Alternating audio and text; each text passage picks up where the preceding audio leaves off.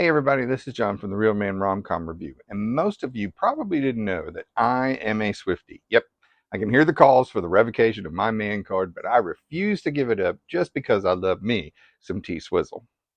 Look, if you followed me on my Facebook page, you know that Lisa had tried to get me tickets to see Tay Tay in Atlanta, Tampa, and the 2024 shows in Miami. And we've been the victim of the Ticketmaster fiasco, and we were waitlisted, and we were not selected for the lottery.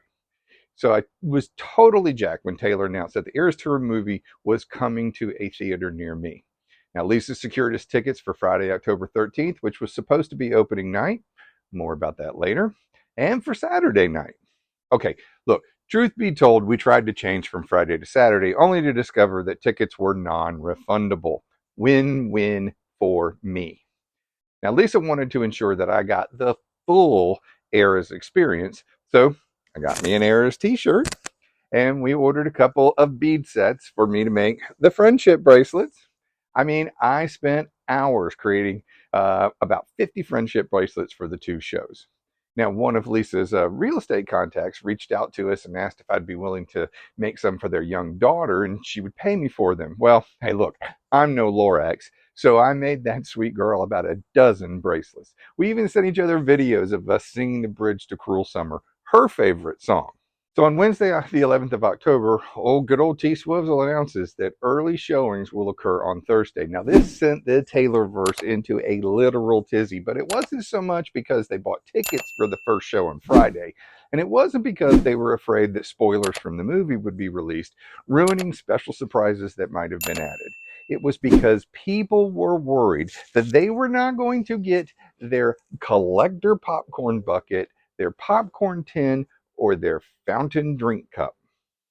Now, we arrived both nights about an hour early because I was sure that the theaters were going to be packed with folks waiting to get their concessions, and I wanted to have time to trade bracelets. And when we got there, the crowds were actually very manageable. We were able to get the popcorn bucket and collector's cup without having to sell my firstborn grandchild anyway. And I traded bracelets with lots of folks before the show. I mean, we traded bracelets with with the staff, with young fans, with teenage fans, and even some older folks like me.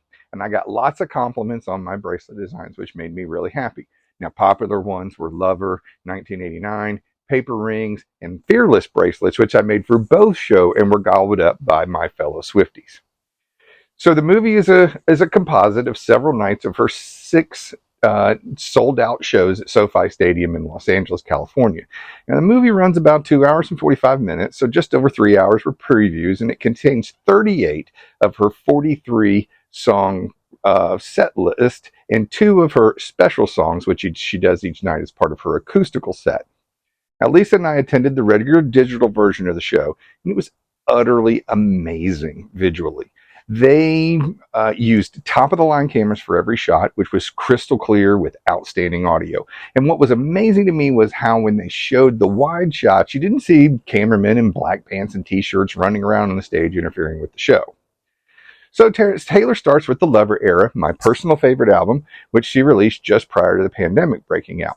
And after her shortened version of Miss Americana and the Heartbreak Prince, okay, we get the first huge song of the night, Cruel Summer. And this is the song that has been used in many TikTok reels. You see dads who've taken the time to learn and belt out the bridge with their daughters, and it really sets the tone for the night. Well, my wonderful non-Swiftie wife dutifully learned her lines and did a great job of singing along with me on the bridge. Now, we went into the Fearless era, which is where my journey with Taylor Swift actually begins. And she comes out in her now iconic gold fringe dress and sings Fearless, You Belong to Me, and Love Story from that album. And by this point in the show, I'm literally about to break my chair from bouncing up and down in the seat. Now, I knew I wasn't at the arena, but I was there in my mind and having the time of my life. Now, I know the poor mother sitting next to me must have thought I had totally lost my marbles, but she said she loved watching me as much as she did watching her kids. So then we moved into the Evermore era, which was her second pandemic album. Now, the songs from these two albums really have a different feel than her very poppy albums like 1989, Fearless, and Love. And while this wasn't my favorite part of the show, I did love her the moss-covered piano that she played at, and really felt the haunting vibe of Tolerated as she dutifully sets the dinner table, then proceeds to toss it all aside as she sings the lyrics. And we moved into the best era of her night, and that's the Reputation era.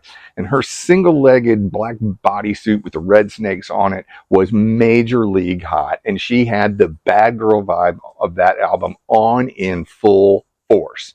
And when she does the song Delicate, she steps on various parts of the stage, creating cracks in the stage. And her timing is impeccable, and it really adds to the heat of that song. And hands down, the best performance of the night was Look What You Made Me Do, where she sent me into orbit with her sex appeal and choreographed dance moves. I mean, I was ready to run from theater to theater just to watch that number over and over and over again. So then we moved it into the we moved into the Speak Now era, where we got a wonderful version of Enchanted. And many fans were upset that Long Live did not make the cut for the movie, but it does run over the end credits, so at least you get to hear that at the end. Now, Enchanted ends with Taylor doing the now famous stage dive, and from there we move into the Red era, which also is known as the Jake Gyllenhaal era. Now, if you don't know the story, many of the songs on Red were about her relationship with Jake, including We Are Never Ever Getting Back Together and the 10-minute masterpiece that is All Too Well. Now, listening to the lyrics of that song, you really get a feel for just what a jackass Jake must have been in that relationship. And next is the Folklore era, the other Pandemic album. Invisible String is my favorite song in this set, production-wise. And I was glad to hear her explain that the album was more about characters she thought of in her mind and not necessarily about people in her life at that time. It helped me to understand the album more. Though many think that The Last Great American Dynasty was written about the prior owner of her 13,000 square foot Rhode Island mansion.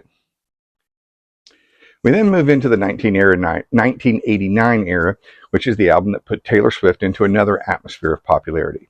Now, after the lull of Folklore, it was good to get back to rocking with Style, Blank Space, and the ever so addicting Shake It Off. We then moved to the acoustic set, where Taylor sang our song from her debut album, and You're on Your Own, Kid, from Midnights. And finally, we moved to the Midnights era, where she sang Lavender Haze, Anti-Hero, Bejeweled, which is my new favorite earworm, Vigilante Shit, Mastermind, and Karma. Now, the chair sequence of Vigilante Shit was what I was really looking forward to watching, and it didn't disappoint. Now, I have to admit, I was pretty sad when Karma came on, because I knew my night was coming to an end. Look, the Eras Tour is the biggest thing to come around since the Beatles played at Shea Stadium. I mean, it's been a cultural phenomenon that, when all is said and done, will earn Taylor somewhere between $1.5 and $2 billion, making her the largest grossing tour of all time. And there ain't no way Beyonce's beating that, Kanye. Look, a few suggestions for you if you haven't gone to see the show yet. One, get there early. If you want to trade bracelets, just walk up and ask anybody to trade. I had a blast, and here's all my bracelets to prove it. And if you want to watch the movie, sit down low where your view's not going to be impeded. If you want to dance, sit on the side or towards the back where you're not going to block anyone's view. And 4, look, you can use your collector cup to hold your bracelets. You can use your popcorn bucket to hold your bead sets, or you can use it as a trash can or whatever else you can think of. Listen, finally, a big thanks to my wife, Lisa. She put up with the messes I made on the floor when I dropped bracelets I was making. She put up with 24/7 Taylor Swift music leading up to the event, and she made sure I had as close to a real experience as I could have had. You are the best. Hey, thanks for watching my review of the Taylor Swift Eras movie. Be sure to subscribe to my channel so that you can get access to all my video content, and be sure to ring that bell so that you can get notified when new videos come out. Christmas movie season has begun, so I'll be reviewing all 60 Hallmark and Great American Family movies. Hey, I'm John, and thank you for watching the Real Man Rom-Com Review.